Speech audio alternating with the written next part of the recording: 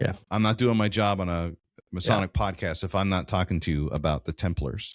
And what's funny is in the Origins Wars, quite a few episodes have been released already. By the time of this recording, your Templar episode just dropped this week, and I was out running.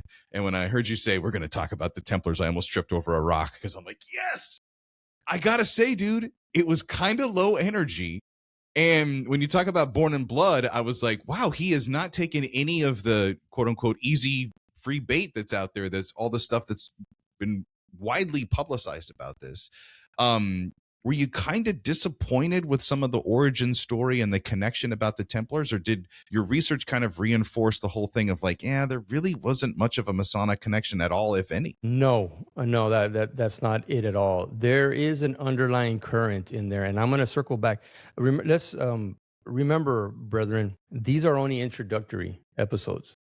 So for whatever reason, if I sounded low energy, it wasn't because I was disappointed. Not at all. There are things coming up that when we circle back around to it, you're going to see why I'm saying what I'm saying. And so you were measured. You didn't want to get super pumped. Okay. Yes. I didn't want to give it away, but now I'm giving it away a little bit thanks to you. But good on you. You know, you're poking, you're asking, you're wondering. And so there are some things in there with the Crusaders. There are some things in there with the Knights Templars, the operative Masons. That theory, I really have a bone to pick with that one. And only because I believe the complacency is created within the craft. Like it's a done deal. Hey, we came from operative Masons. No more to see here, guys. Let's go back to the fish fry. That kind of stuff. I have a bone to pick, but in a good way. It's going to be in a good way because there's a lot of brothers that knew way more about that than I did, than I do, and they're long gone, and they will continue to know way more.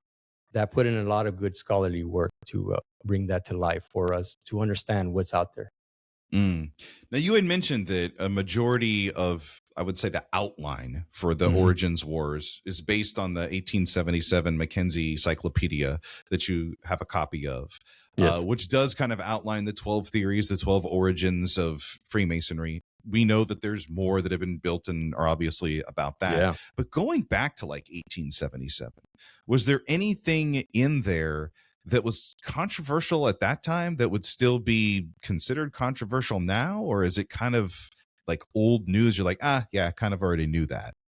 No, there was nothing controversial about it. It sounds like when you get a hold of it and you begin to read it, this is what our brothers were talking about. So that's good news. They were talking and probably arguing and debating about where do we come from, especially the ones that had this Masonic encyclopedia.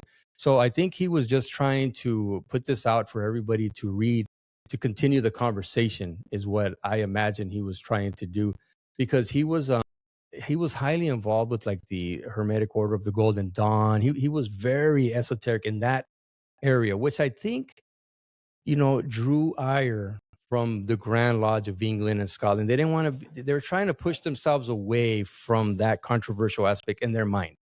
And I don't know, if he even knew like Aleister Crowley, or like, I don't know if he was even born during that time, but he was in that circle.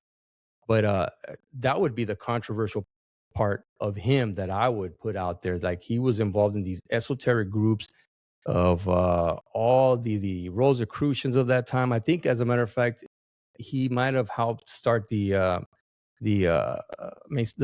Rosicrucian. You have to be a Master Mason, to join this Rosicrucian society. The Societas Rosicruciana, that one. Yes. One of the special groups. Yeah. Yeah. Gotcha. Yeah, so, yes, sir.